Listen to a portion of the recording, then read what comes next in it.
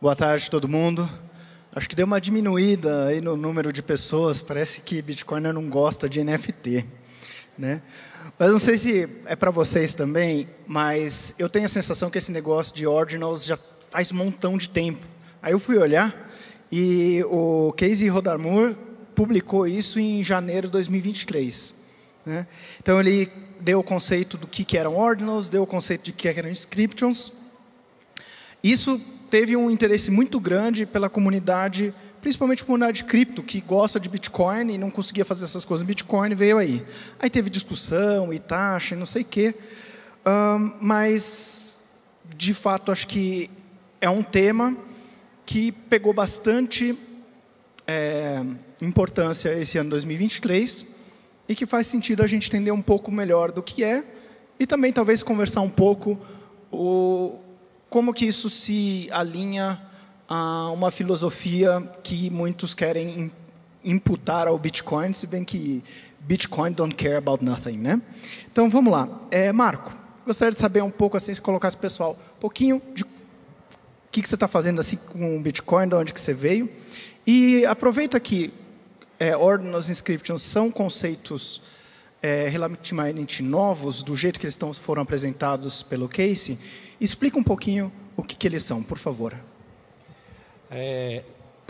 Obrigado pela pergunta, obrigado a todos aqui, obrigado ao Lucas por convidar a gente para falar.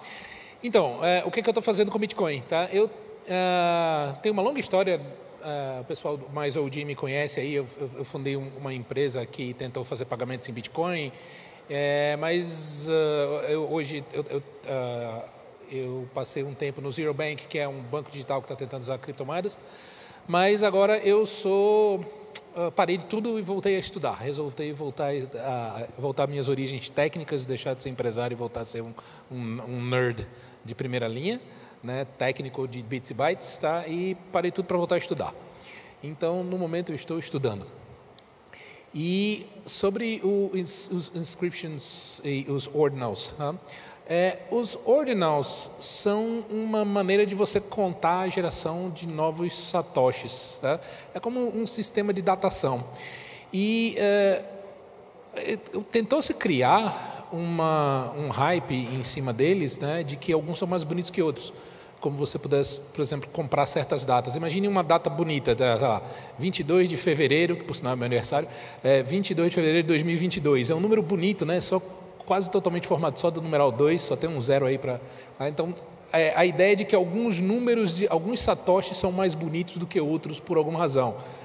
Porque eles estão numa virada de época particularmente interessante, como no halving, ou como algum que pertenceu ao Satoshi, ou alguma pessoa ilustre do mundo Bitcoin. Mas é basicamente um número sequencial dos satoshis. Tá? Tem um detalhe técnico aí que eu vou pular, que é que ele ignora alguns erros que os mineradores cometeram. Tá? Não sei se você sabe, os mineradores inadvertidamente destruíram vários satoshis, tá, ao longo da história da mineração. Os mineradores até agora destruíram 28 bitcoins que deveriam existir e não existirão mais. E o Casey Rodarmor sabia disso, então, e deliberadamente então, ele pulou isso. Então, na realidade, o sistema de numeração proposto por ele como ordinals é um sistema de numeração de como os bitcoins seriam emitidos e qual seria o número sequencial deles se tudo tivesse corrido absolutamente certo ao longo da história, que não correu. Então tem uma certa dose de ficção e pressão social nos ordinals. Eu não acho os ordinals tão interessantes, eu acho os inscriptions muito mais interessantes. Uma das coisas que o cara que inventou isso, que é o Casey Rodarmor, né? Sei lá se é a pronúncia correta dele, ele fez, que foi mais interessante, é que ele se aproveitou de uma característica técnica que vinha a esteio da Upgraded Taproot, tá, que permitia você colocar scripts de tamanho muito grandes, talvez até do tamanho de um bloco inteiro, dentro de uma transação de Bitcoin. E aí ele criou uma maneira de codificar arquivos quaisquer, de qualquer tipo, dentro dessas transações. E com isso, o pessoal está usando isso para fazer, colocar arquivos, usar a rede Bitcoin como uma maneira de você virar um cartório de arquivos de naturezas quaisquer. Eu trouxe umas estatísticas aqui para vocês, tá? Desde que começou, parece tanto tempo, né? Mas o primeiro Inscription começou em dezembro de 2022, não faz nem um ano, né? E a gente já tem 36.729.000 inscriptions, tá? O tipo mais comum é texto, mas a gente tem 760.000 imagens, 259.000 páginas em HTML. O legal é que as páginas em HTML podem ter scripts em JavaScript. Então, você pode ter páginas ricas. Então, por exemplo, você acha dentro dessas páginas, já colocaram lá aquele joguinho de Doom para você efetivamente jogar, que faz o labirintozinho 3D, etc. Tudo mais. E muitos outros dados. E imagens vetoriais, fotos, arte digital. Existe um mistério, tá? Vídeo, tá? Eu estou vendo aqui que tem gente colocando, por exemplo, tem vídeo em MP4, tem 1603, tá? São vídeos pequenos, tamanho média de 70K, mas já dá para colocar vídeo dentro do blockchain. E isso gera uma diferenciação muito grande em relação a outros blockchains, que é que você consegue fazer NFTs de verdade, né? Ou seja, você consegue colocar arte digital ou colecionáveis digitais, que o colecionável está fisicamente dentro do blockchain do Bitcoin. Uma coisa que o pessoal aqui sabe melhor do que ninguém, né? Especialmente os maxis zoam muito do Ethereum, porque a maior parte dos NFTs no Ethereum, a arte digital não está lá, né? Ela é uma URL para um site externo. Se o site externo sair do ar, você perde acesso à arte digital, ao macaquinho lá que você pagou não sei quantos $1.000 para comprá-lo, né? Já nesse sistema de inscriptions, não, você está efetivamente escrevendo em pedra esses dados digitais, você está eternizando os dados digitais dentro do blockchain. E esses dados, enquanto o Bitcoin existir, esses dados continuarão acessíveis por tempo indefinido, tá? Tem um mistério que eu não sei se eu falo agora, Breslau, que é o seguinte: eu já vi, eu fiz um programinha para olhar todos os inscriptions que são imagens, tem mais de 700.000 deles aí, então não ia conseguir fazer isso ao vivo, tá? E todos eles são inacreditavelmente bem comportados, são imagens bonitinhas, etc. Não tem absolutamente nenhuma zoeira, e eu acho que vocês estão entendendo que eu estou falando por zoeira, dentro desse cara. Então eu suspeito que tem alguma censura aí, porque a internet é feita de zoeira e não ter zoeira nos inscriptions me parece muito estranho. Mas, ô Marco, não é a primeira vez que a gente tem NFT no blockchain do Bitcoin, certo? Ou coisas similares. O que você consegue contar um pouco da gente de outras tentativas de fazer isso no passado? Porque eu lembro, né, de que o pessoal falou, colocaram pornografia infantil no blockchain do Bitcoin, os governos todos vão proibir, né? E de fato tem, mas não são ordinals, não na lógica do ordinals, não são inscriptions. Conta um pouco de 2 ou 3 projetos do passado que você lembra quando a gente fala de NFT no Bitcoin. A principal diferença é o tamanho. Antigamente você podia codificar mensagens. A primeira versão de colocar dados arbitrários dentro do Bitcoin era você escondendo os dados dentro do endereço Bitcoin, dentro da chave privada, da chave pública que gerava o endereço Bitcoin. Não era uma maneira muito legal, muito legível, porque parecia que estava em código. As carteiras não reconheciam, você precisa saber em que transação estava. Depois inventaram um negócio chamado OP-Return, que ele tinha a vantagem que você podia colocar até 80 bytes de dados depois do OP-Return, e esses dados não eram interpretados pelo software do Bitcoin, eram ignorados. Só que outros softwares podiam se basear nisso para fazer o que é que eles quisessem. Tem muitas mensagens, se você olhar o histórico dos OP-Returns, quem quiser, depois eu posso mostrar para vocês, eu tenho um software que mostra isso, tem alguns sites que mostram isso, tem, sei lá, o símbolozinho do Batman, mensagem de amor, declarações de amor, foto de casamento, tem um bocado de coisa que o pessoal fazia com o OP-Return. O problema dessas outras abordagens, antes do OP-Return, é que você invalidava o endereço, você queimava o Bitcoin e ele ficava no UTXO7 como uma coisa potencialmente gastável. O OP-Return tinha a vantagem que você podia podia colocar, desde que você pagasse a taxa de mineiro num outro UTXO, você podia colocar ele com valor zero, então você não destruía nenhum Bitcoin no processo, né? Você não invalidava o acesso a nenhum Bitcoin. E esse sistema que a gente tem no Inscriptions hoje é mais legal ainda, porque ele permite não apenas você não perder acesso ao dinheiro, mas você pode transferi-lo de propriedade, o que dá um feature set muito parecido com os NFTs tradicionais. Você tem a vantagem de tamanho, você pode colocar tamanhos grandes aqui eu estou falando de centenas de kilobytes, tá? Não é tão grande assim. Mas já dá para colocar uma foto, um videozinho, alguma coisa legal. Mas, acima de tudo, eu posso pegar um inscription meu, vender para você e transferir a propriedade dele para a sua chave privada dentro do blockchain, criando um NFT muito mais tecnicamente são, eu diria, né? Não sei se todos os outros panelistas concordam com esse ponto de vista.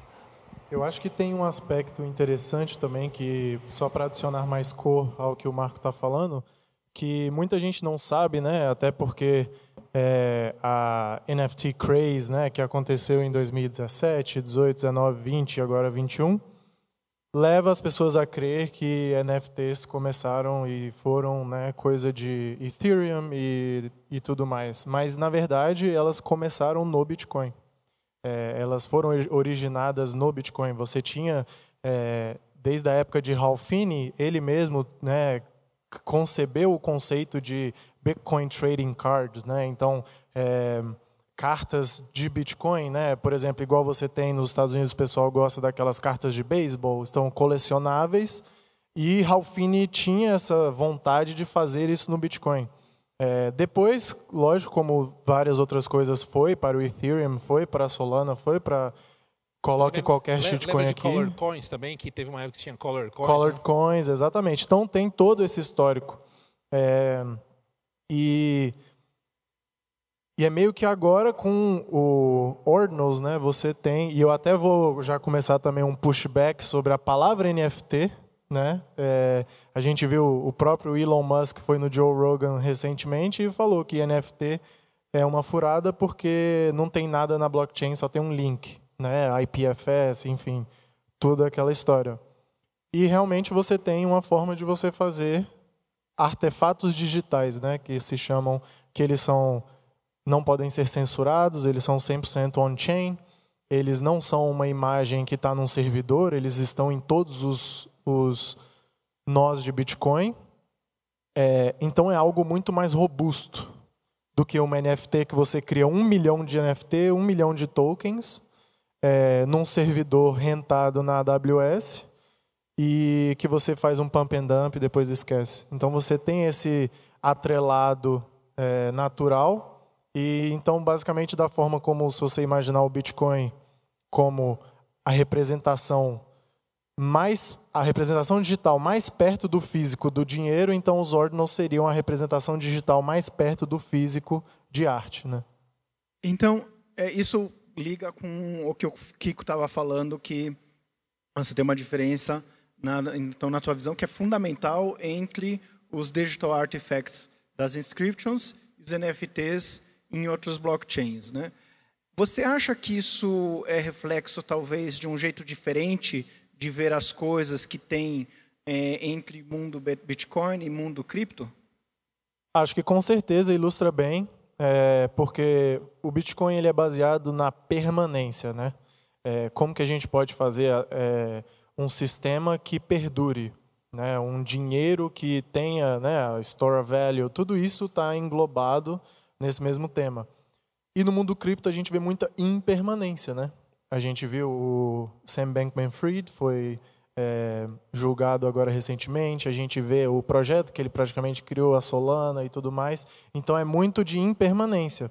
Então, e até você mencionou o Casey Rodarmore, que é o criador do Ordinals, quando ele desenvolveu aquilo, ele pensou nessa questão, como que pode ser algo permanente? Então, primeiro requisito, ser 100% on-chain, né? Ser 100% na cadeia. Então, eu acho que reflete bem a diferença de cultura, e a gente tem visto tantos bitcoinheiros que gostavam de arte, mas não gostavam de NFTs, gostarem de Ordinals, e a gente viu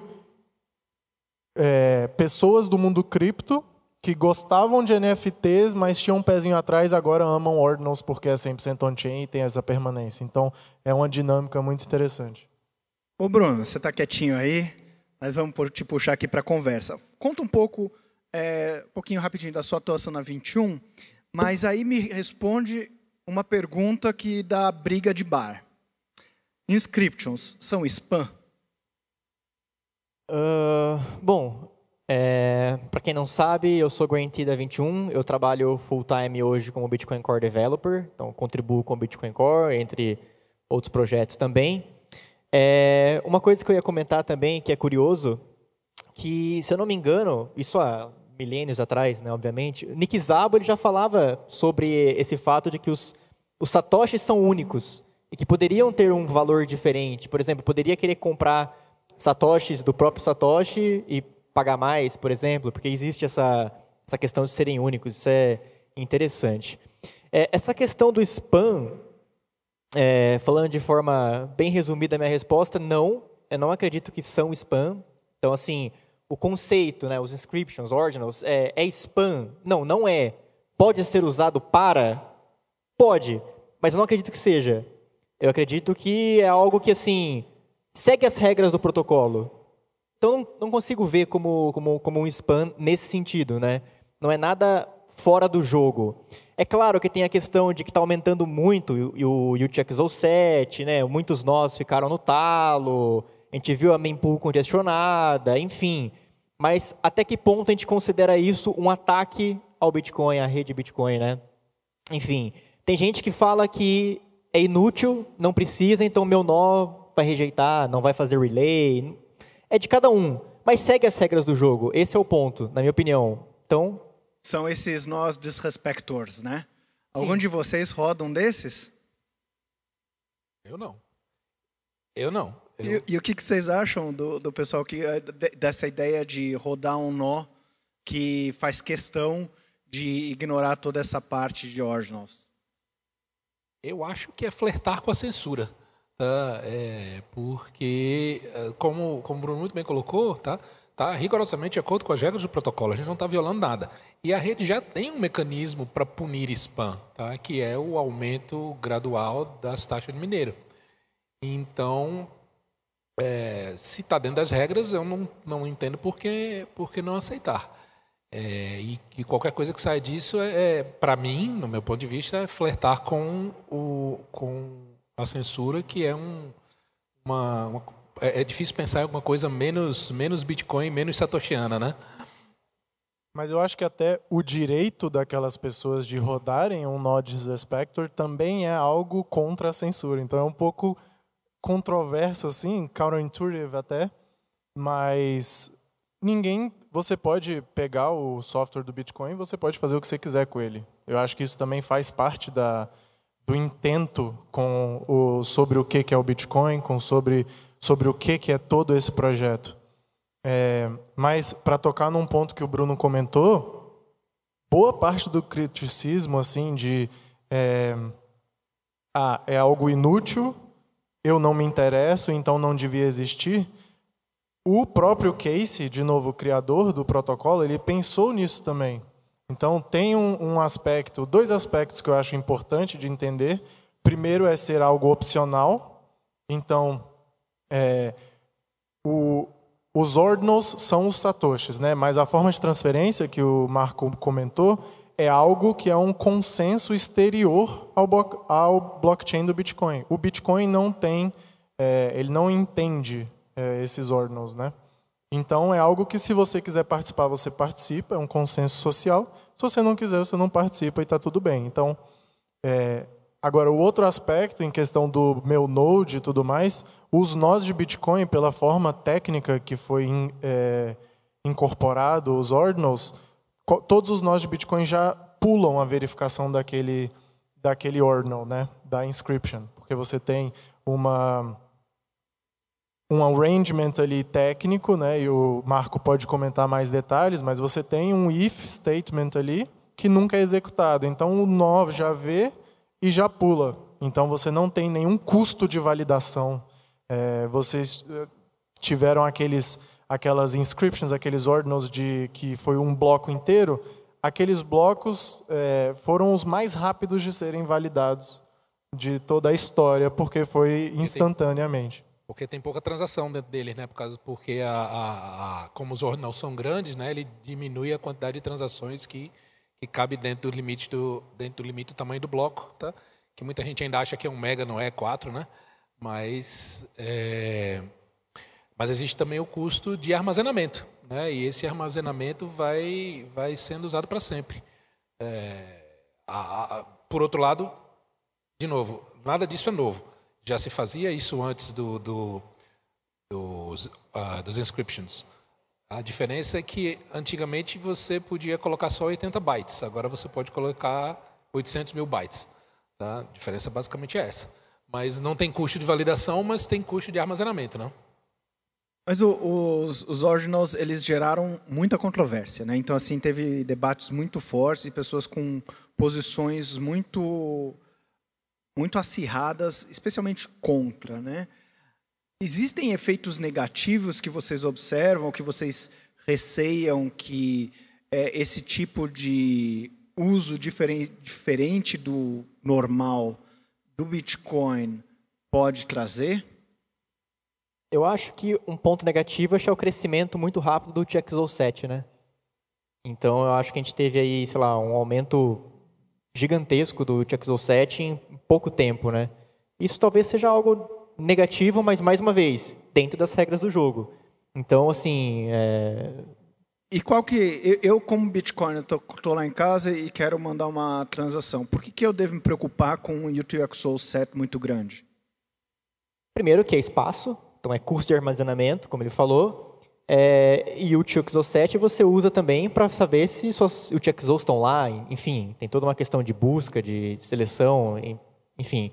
Mas é preocupante, é até engraçado, porque eu acho que não lembro se foi o Calvin, que ele trabalha na UTXO, e ele preparou uma palestra num evento sobre o UTXO, ele colocou o tamanho do UTXO7, e depois de 3 meses ele foi dar a mesma palestra em um outro evento e já tinha mudado esse número para, tipo, sei lá, o dobro, não lembro, mas era um aumento expressivo, né?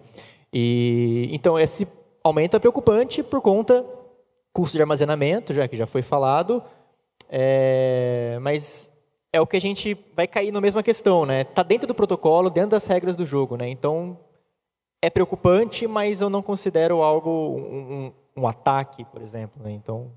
Eu ouvi o seguinte argumento, que esse tipo de proposta acaba tirando o foco da comunidade de coisas realmente importantes e que, com isso, poderia tirar foco de desenvolvedores do Bitcoin Core, que deveriam estar trabalhando, por exemplo, em soluções de escalabilidade, e aí eles gastam o tempo deles discutindo na internet se inscriptions são legais ou não são legais. O que vocês acham desse tipo de argumento? Eu acho que é o argumento de quem não tem argumento. Veja, eu acho que a diversidade sempre foi, e a inovação sempre foram as marcas registradas do mundo das criptomoedas e da internet em geral. E é um uso legítimo de acordo com as regras, dentro do que foi estabelecido. Não estoura o tamanho do bloco além do limite já pré-estabelecido. Pelo contrário, eu acho que ele cria novas oportunidades, novos casos de uso que podem propelir o Bitcoin, o entendimento que seja Bitcoin, para outros mercados que, ou de outra feita, não se interessariam por eles. Então, eu encaro como uma coisa positiva. Muito mais.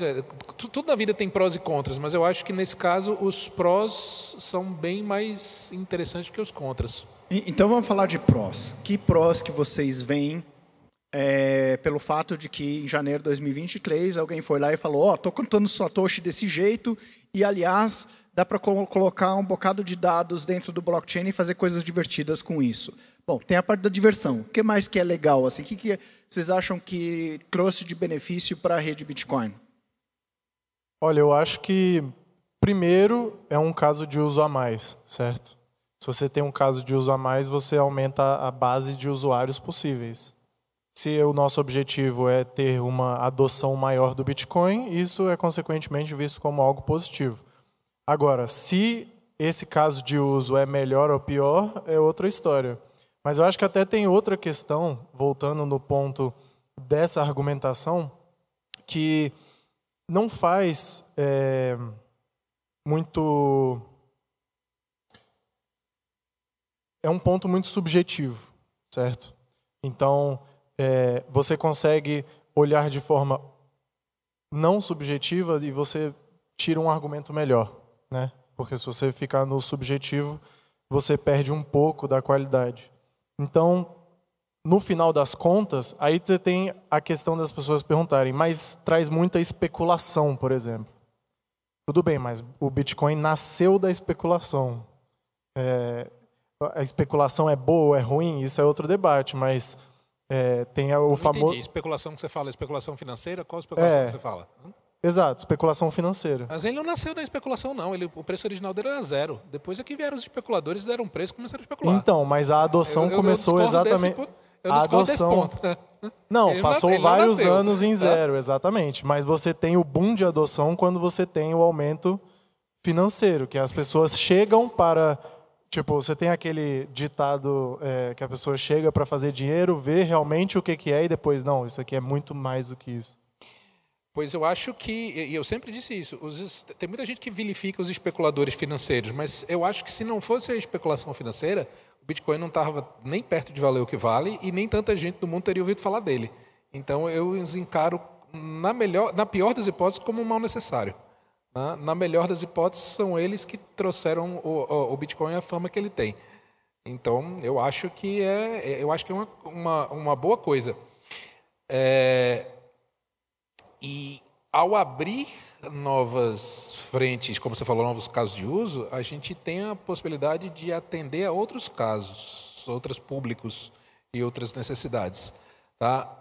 O Bitcoin, nesse momento, com os inscriptions, ele se torna o melhor cartório do mundo para você eternizar fatos, tá? Quaisquer, seja um decreto governamental, seja um contrato de casamento, seja uma venda de um imóvel, até um tratado entre países, tá ok?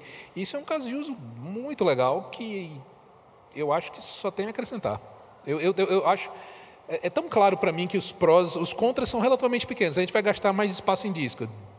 A gente tem espaço em disco para dar no pau, tá entendendo? Teve até um projeto recente de um pessoal anônimo que a gente cobriu na revista, mas o projeto Spartacus, né? Então projectspartacus.org, que eles pegaram os cabos de guerra que foram publicados pelo Assange e que o colocaram na prisão de forma duvidosa, vamos dizer assim, e estão colocando esses cabos de guerra na blockchain do Bitcoin por meio dos ordinals, como uma ferramenta de publicação. Você sabe qual é o maior downside que eu vejo, a maior encrenca que vai dar? No dia que o Xandão descobrir que tem gente xingando ele no blockchain, tá? Aí ele vai querer bloquear o Bitcoin no Brasil, tá? Essa é uma encrenca, mas é uma encrenca boa. Eu quero saber onde é que isso vai dar. Pode tentar, eu acho, né? Mas é muito interessante. Então, de novo, fazendo o paralelo da especulação, no começo a gente vê especulação. E quando os especuladores vem a atenção, vem movimento e depois você vê exatamente as outras coisas que você pode fazer. Então, você consegue criar muitas coisas interessantes com os ordinals. Tanto na área de publicação, você imortalizar um artigo, um papel científico, qualquer coisa que você queira, como também novas formas de você até tentar escalar o Bitcoin, né? A gente vê, por exemplo, em outras blockchains, o uso de Zero Knowledge Proofs e de tecnologias dessa que você consegue agora com ordinals não precisar de um soft fork no Bitcoin para conseguir trazer de uma forma rudimentar, né? Porque você usa aquele envelope que a gente falou mais cedo, do op-if, para você colocar uma nova flag do Zero Knowledge Proof. Então você consegue ter muitos casos de uso que estamos novembro. tranquilos. Não, eu ia falar, estamos em novembro ainda, então só tem 11, 12 meses e a gente ainda nem sabe o que a gente pode usar com isso.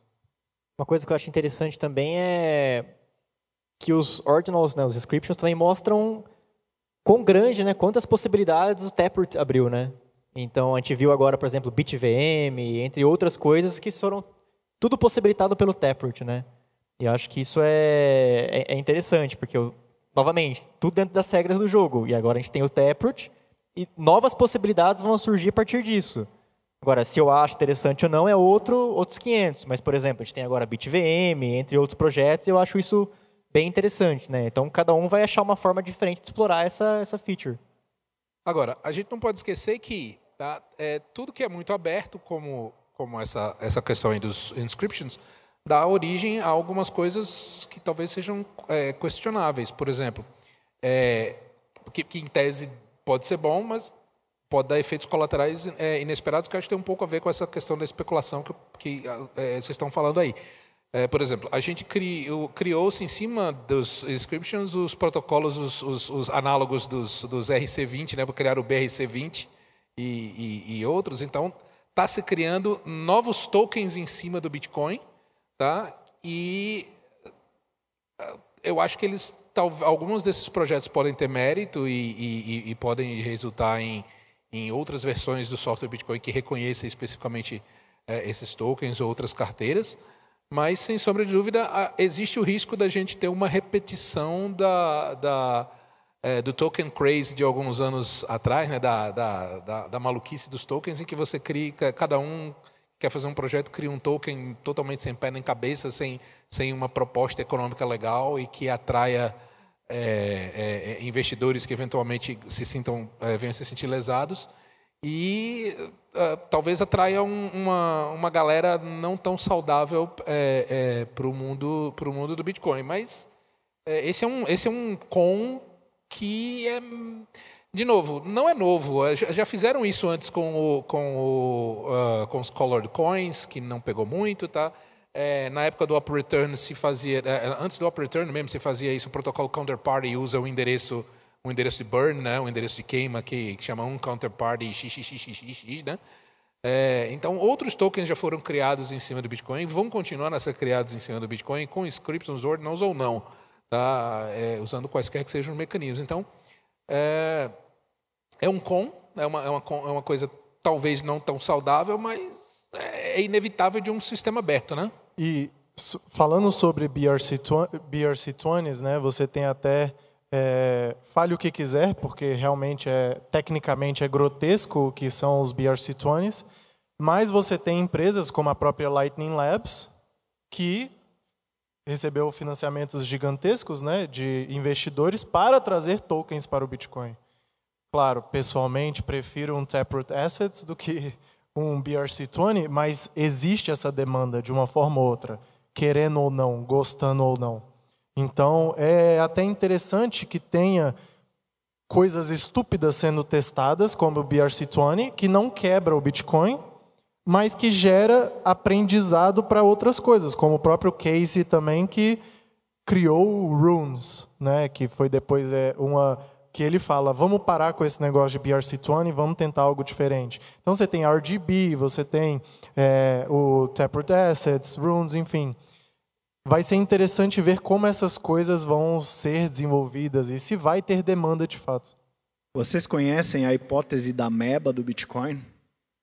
Que fagocita tudo, ou vai fagocitar tudo em algum momento? Então, a ideia é a seguinte, que, tudo bem, o Bitcoin ele se desenvolve lentamente, certo? E aí, um monte de inovação acontece fora do Bitcoin, nos outros blockchains. E aí, muita gente, quando começou essa questão da ICO craze, das altcoins, o pessoal ficou bravo com quem estava tirando a atenção das pessoas do Bitcoin, que ia ser o dinheiro global, e estava puxando para essas altcoins que eram menores e que não tinham o mesmo efeito rede que o próprio Bitcoin e que, lógico, que não iam para frente, né? Então, o pessoal ficou muito bravo que estava tudo acontecendo isso, estava tirando a atenção do Bitcoin para ir para essas coisas todas. Será que esse é talvez o primeiro exemplo mais claro de uma ideia que se desenvolveu fora do Bitcoin, né, mesmo tendo nascido no Bitcoin, e que, num momento mais maduro, foi reintroduzida ao Bitcoin, fagocitada pelo Bitcoin para, no momento em que faz mais sentido e que pode, de repente, ter efeitos positivos? Eu acho, na verdade, que esse é uma ótima forma de se pensar, né? Eu acho que é inevitável que os casos de uso bons sejam fagocitados, mas é exatamente isso. Como que pode ser feito algo bom das shitcoins?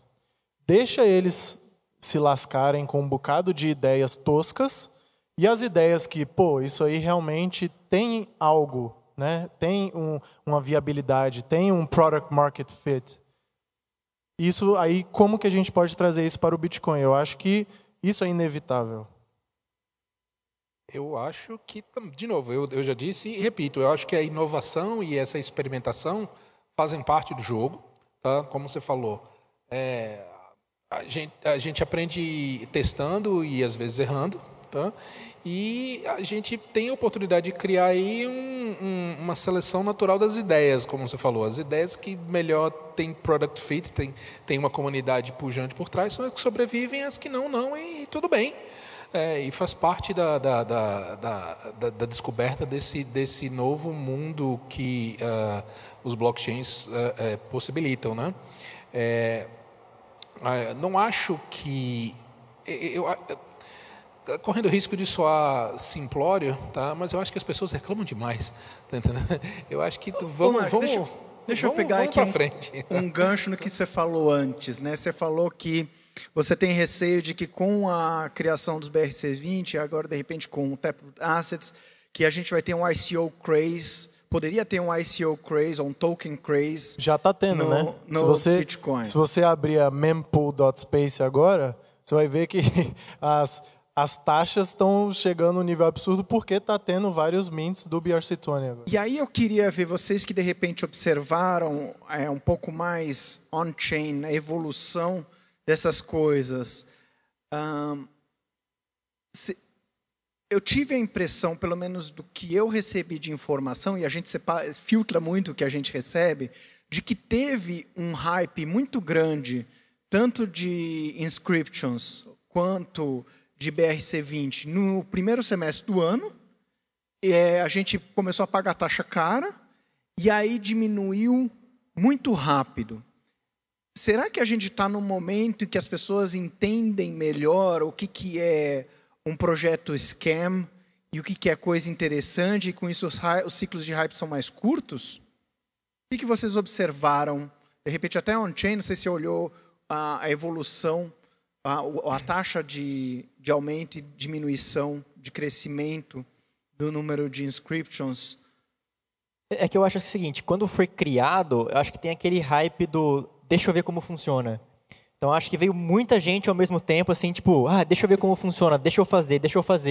Então, veio esse hype, aí gerou aquele boom na mempool que a gente viu, mas depois esse boom passa e fica aquela galera, assim, que realmente, não, eu quero usar. Então, eu acho que esse boom que a gente teve, eu até, durante esse boom, eu até falava que eu não acreditava que ele ia ficar por muito tempo, porque era nítido que eram pessoas experimentando, no sentido de, ok, existe, deixa eu tentar, deixa eu ver como que é. Inclusive, eu já vi gente de outros projetos vindo para o Bitcoin, aprendendo na hora, assim, em grupo de Discord, como é que eu baixo o Bitcoin Core, como é que eu rodo, como é que funciona, para justamente testar, mas que talvez não sejam pessoas que vão ficar ali todo mês fazendo um inscription, que realmente usa isso para algo, para alguma utilidade. Eu vejo mais como um boom de curiosidade que teve. E não muito diferente dos outros booms de transações e de saturação. Não é a primeira vez que a gente viu o mempool saturar, gente. E está previsto isso no modelo, isso é normal. É chato a taxa ficar alta, tal, mas de novo, faz parte, está rigorosamente de acordo com as regras do jogo. Então, para mim, está valendo. Ansioso, algum último comentário final? Cara, eu acho que, assim, se nada mais, no mínimo, com Ordinals, a gente pôde aumentar o nosso entendimento do Bitcoin. E isso é positivo. não só pessoas que já estavam aqui, mas ouvi de primeira mão muitas histórias de muitas pessoas. Foi tipo, eu vi Bitcoin em 2013, 14, aí depois eu perdi o interesse, mas agora eu estou muito interessado. E caraca, ele não está morto, ele não é tipo uma cadeia zumbi. Então, essa sacada de várias pessoas que tinham saído, esse homecoming, né, dessas pessoas, eu acho que é muito legal de ver. Então, gente, acabou o nosso tempo. Muito obrigado. No final das contas, as pessoas inventam as coisas, fazem o que querem, seguindo as regras dos bitcoins, ou deixam de fazer as coisas que não as interessam, e no final disso tudo, o Bitcoin só tem mais opções, a gente só tem mais opções. Tá? Então, obrigado pela atenção de vocês, e eu volto daqui a pouquinho com mais um painel para vocês. Um abraço.